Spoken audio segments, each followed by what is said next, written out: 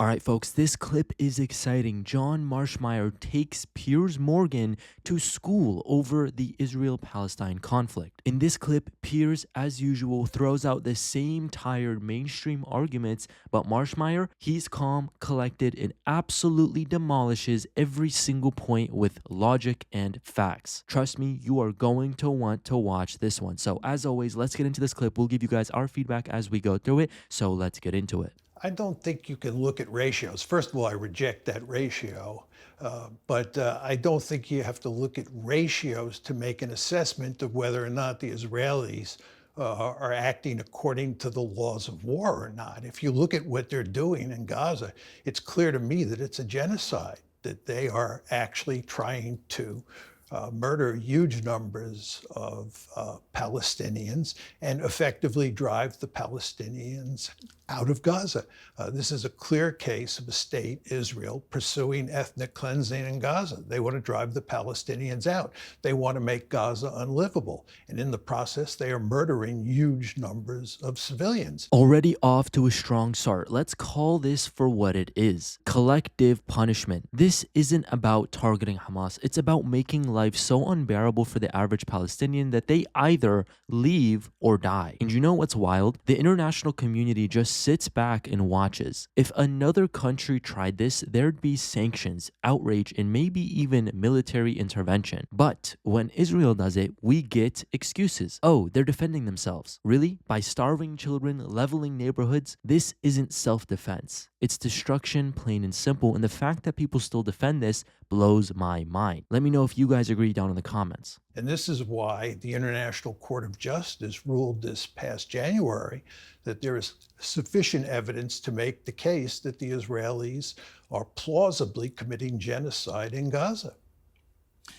What they would say is that they face an existential threat fueled by Iran from Hamas and Hezbollah right on their border, that neither Hamas nor Hezbollah make any pretense of presenting an existential threat to Israel. Hamas's spokesman, within days of the October the 7th terror attack, brazenly said, we want to keep doing this as much as we can. When you have an enemy so publicly and brazenly saying, we're going to commit terror attack after terror attack against you of that magnitude, what else do you do when those terrorists operate amongst civilians and build huge tunnel systems around civilian locations? How else actually do you go after them? Well, first of all, Piers, the idea that Hamas or Hezbollah represent an existential threat to Israel is not a serious argument. Just take Hamas, for instance. There's no way Hamas could capture for any sustained period of time territory inside Israel, much less threaten its survival. Exactly. Mearsheimer is hitting the nail on the head here. Think about it. Israel is one of the most powerful militaries in the world. They've got fighter jets, advanced missiles, defense systems, nuclear weapons, you name it. Meanwhile, Hamas is basically a ragtag militia with homemade rockets and tunnels. Are they dangerous? Sure. But existential? Give me a break. This is the classic tactic of inflating the threat to justify overreaction. It's like saying a guy with a baseball bat is an existential threat to a tank. It's fear-mongering 101, and unfortunately, a lot of people fall for it. With regard to the fact that Hamas is interested in launching terrorist attacks against Israel, from Hamas's point of view, this makes perfect sense because the Palestinians are basically enclosed in a giant open air prison. And what they're trying to do is, in effect, break out of that open air prison. And one of the ways they do that is through terrorist attacks at Israel. And this, of course, is what happened on October 7th. It's not like October 7th happened in a vacuum.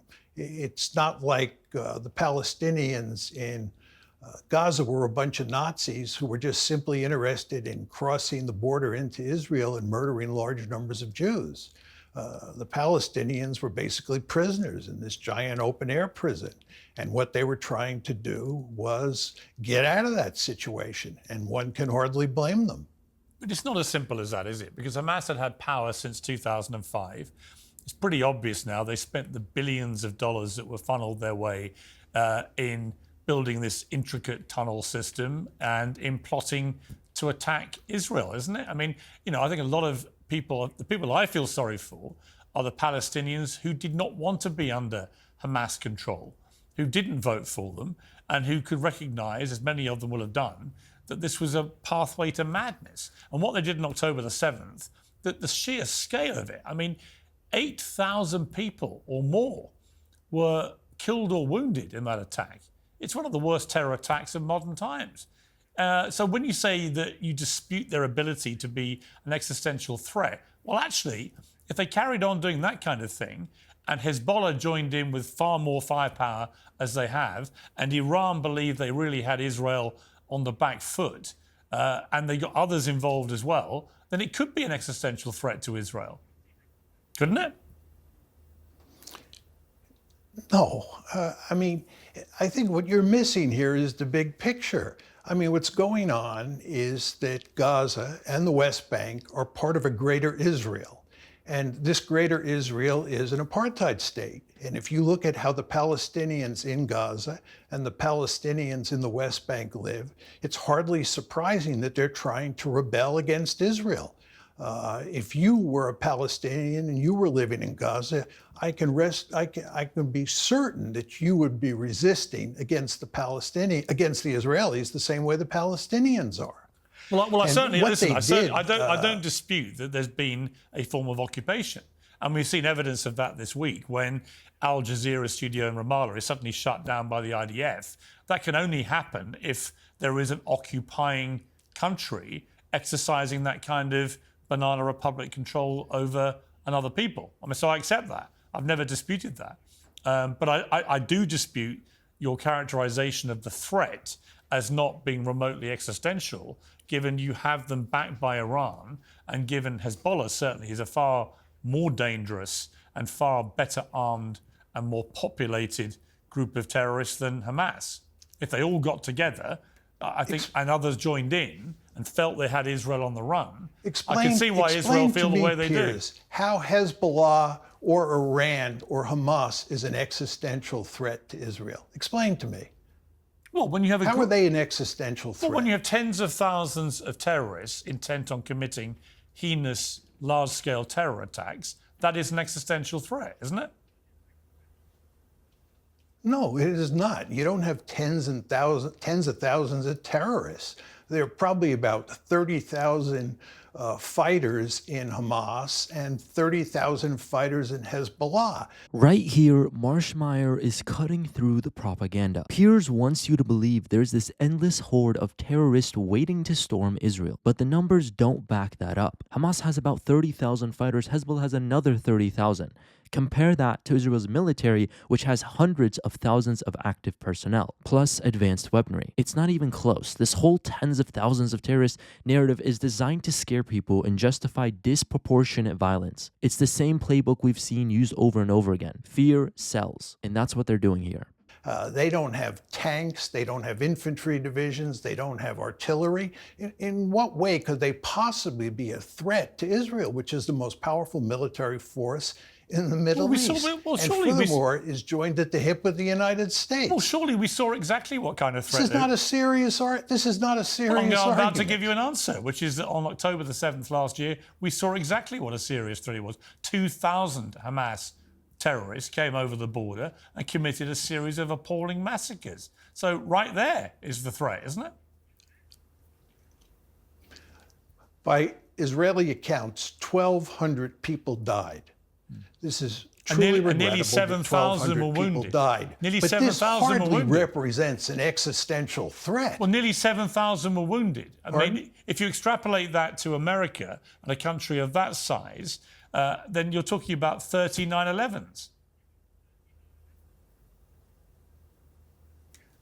Again, there is no way that killing 1,200 Israelis represents an existential threat. There is no way that Hamas represents an existential threat, or that even Hezbollah and Iran represent an existential threat. How is Iran in any meaningful way going to threaten the survival of Israel? Well, by fueling this kind of terror. I mean, The implication of what you're saying is, would you have been happy then to have allowed Hamas to simply stay in power? Would you be happy now if they wanted to stay in power? Listen, I think from an Israeli point of view, you don't want Hamas in power. Although I will note to you that Benjamin Netanyahu was perfectly happy to have Hamas in power. I agree, and I don't think October 7th. I agree, and to be clear, but I understand why he doesn't want it in power now. Yeah. I understand that. This is where things get really interesting. Netanyahu allowed Hamas to stay in power because it served his agenda. Divide and conquer, baby. As long as Hamas is in control, Israel can say, see, we can't negotiate with terrorists. It's a convenient excuse to avoid peace talks and keep expanding settlements. And now, after October 7th, Netanyahu gets to play the hero while doubling down on his hardline policies. The guy's playing chess while everyone else is playing checkers. But here's the thing. This strategy doesn't lead to peace. It leads to more violence, more death, and more suffering for both Israelis and especially Palestinians.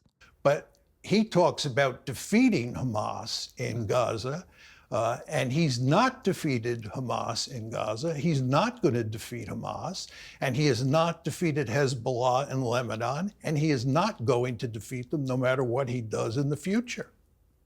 I mean, look, I think Netanyahu has a lot of self-interest here, which is connected to his huge unpopularity with his own people, who will clearly get rid of him the moment this wars is over.